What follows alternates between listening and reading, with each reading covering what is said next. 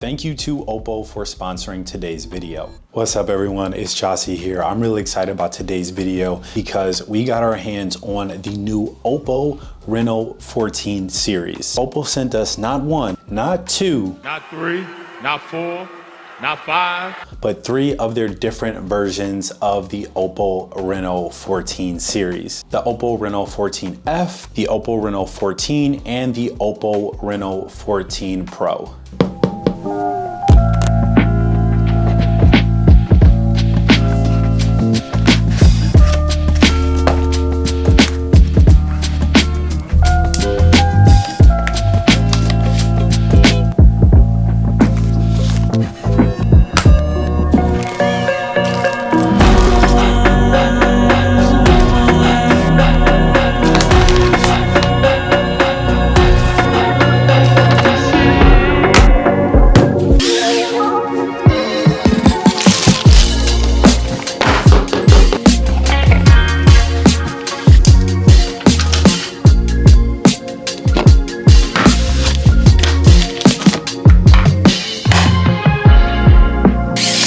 And this is just the beginning. So today I'm going to take the OPPO 14 series, specifically the 14, out to test some of the new AI features, see how they actually hold up, and in comparison with the comparable iPhone 16.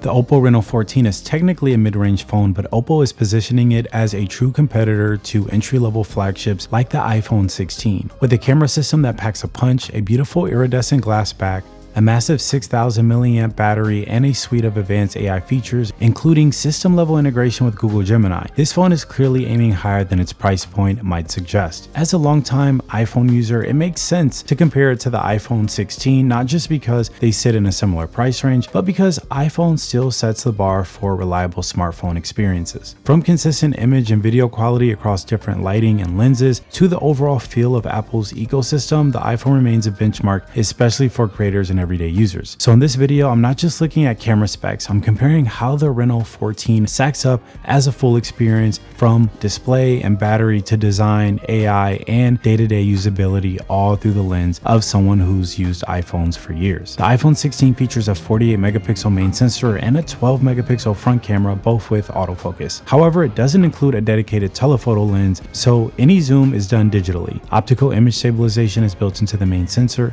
helping keep shots steady across most conditions. On the OPPO Reno14, you're getting a 50 megapixel main sensor, 8 megapixel ultra wide lens with autofocus, and a 50 megapixel telephoto lens with 3.5x optical zoom and optical image stabilization. Around front, there's also a 50 megapixel selfie camera with autofocus, which is a massive jump from iPhone's front facing setup. So in terms of camera hardware, the Reno14 clearly brings more lenses and more megapixels to the table, but specs alone don't tell the full story. Let's get into how they actually perform. All right, so this is the first selfie video camera test with the OPPO Reno14, and the dynamic range is solid. I love how the exposure adjusted because I have a bit more lighting now that I'm not in any more shade. And I'm curious to hear how the audio sounds. It's not that busy right now in Chinatown, so I'm hoping that you can hear me pretty clearly.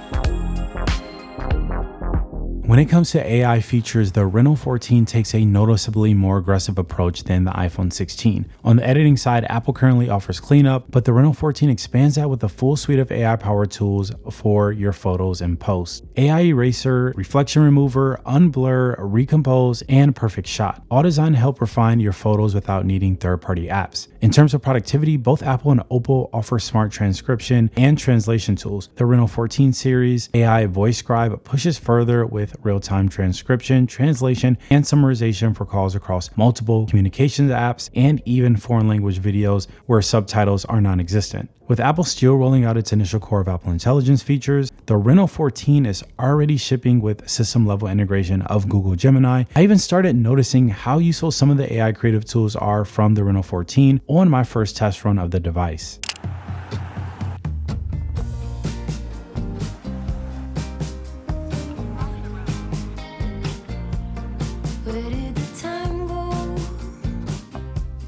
How do we move so far away?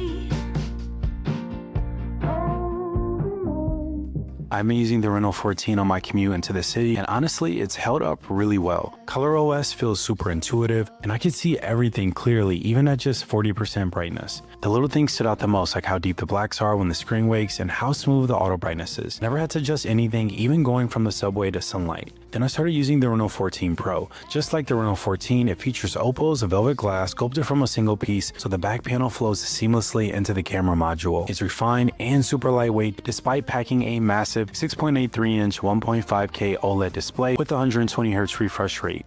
The Reno14 and 14 Pro series screens just work. You're also getting 10-bit color depth and HDR10 Plus certification. You'll appreciate all of that while consuming content on this device while on the go. And even with a bigger display, the flat sides and contoured edges give it a comfortable grip.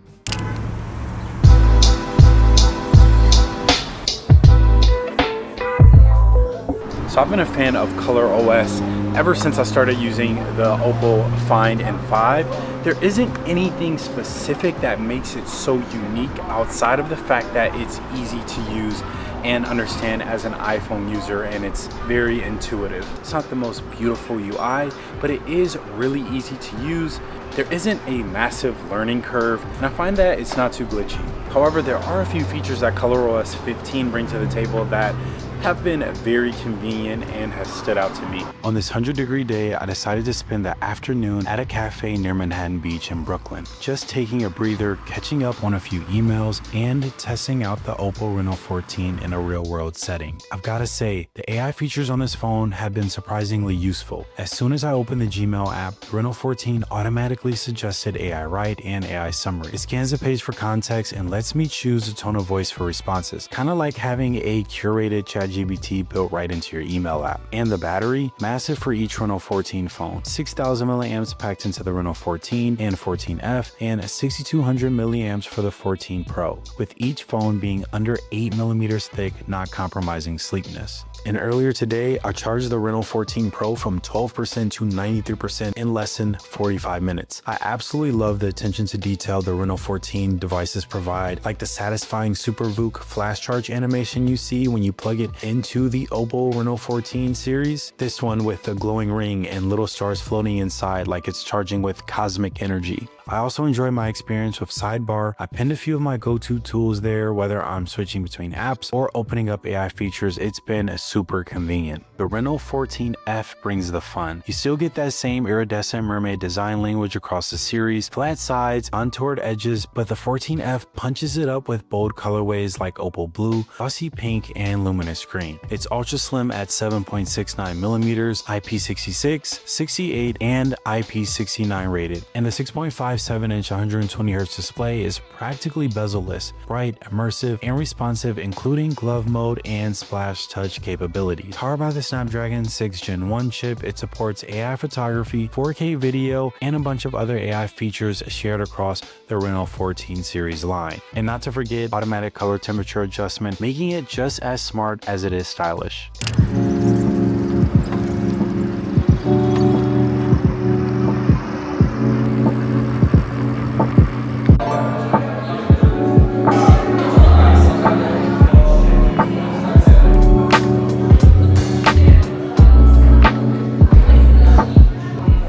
Honestly, my favorite part, how familiar the Reno14 design felt. It really reminded me of my iPhone. I've loved this generation of iPhone and seeing OPPO bring that elegance with a fun iridescent twist. And while I was just using it day to day, I stumbled upon new AI and productivity features that just worked. I want to leave you all on this note. I didn't run into too many glitches. The UI is polished and it's super intuitive. So if you're curious, you should be. Stick around. In a few weeks, I'm heading to Croatia and I'll be taking this phone on a full week of real-world tests. Phones should be fun, but also powerful. If you're excited about the beautiful design plus next-gen AI, hit that like button and make sure you're subscribed so you don't miss the trip to Croatia. Thank you again to OPPO for sponsoring today's video. Peace.